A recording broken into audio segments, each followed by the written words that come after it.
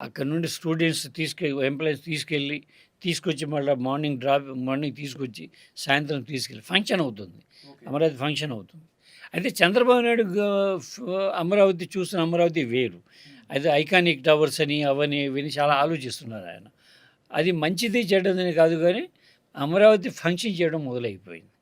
మొదటిది ఫంక్షన్ చేస్తుంది అమరావతి, ఓకే. లేదని కాదు. దానికి చాలా కావాలి. కానీ వెస్ట్ బైపాస్ రోడ్ వచ్చేసింది ఆల్రెడీ. మేము వెళ్ళాము. వెస్ట్ బైపాస్ రోడ్ మీదుగానే వచ్చేసాము. అంచేత అది ఫంక్షన్ చేస్తుంది. గొల్లపూడి మీదుగా మీదుగా. అది వెళ్తే అది ఫంక్షన్ చేస్తున్నది. Okay. It is there.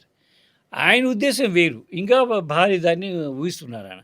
Hyderabad మైండ్‌లో ఉంది కాబట్టి ఆయన ఊహిస్తున్నారు. అలా ఊహ తప్పులు కాదు అని కూడా నేను అనుకోను నిజంగానే. హ్మ్. ఎందుకంటే హైదరాబాద్ టైంలో కూడాను ఎక్కడ చార్మినార్, ఎక్కడ సికింద్రాబాదు, ఎన్ని కిలోమీటర్లు? వాళ్ళు సికింద్రాబాద్ కూడా అప్పుడే కట్టారుగా. అవును. నిజాం నవాబ్ టైంలోనే సికింద్రాబాద్ ఫంక్షన్ చేస్తున్నది కదా. హ్మ్. వాళ్ళు ఎక్కడి నుండో ఒక ఇంజినీర్‌ని తీసుకొస్తే ఆ ఇంజినీర్ పేరు నాకు గుర్తులేదు గానీ, హ్మ్. ఇక్కడేమో మోక్షగుండం ఎఫ్‌సిసరే ఇరిగేషన్ తాలూకు డిజైన్ చేశాడు ఆయన.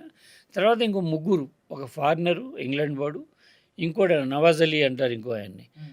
ఆయన, ఇంకొక ఆయన ముల్లింగ్స్ అనేటువంటి వాడు, వీళ్ళు ముగ్గురు అక్కడ పని చేశారు. ఈ డిజైన్ చేసింది ఇరిగేషన్.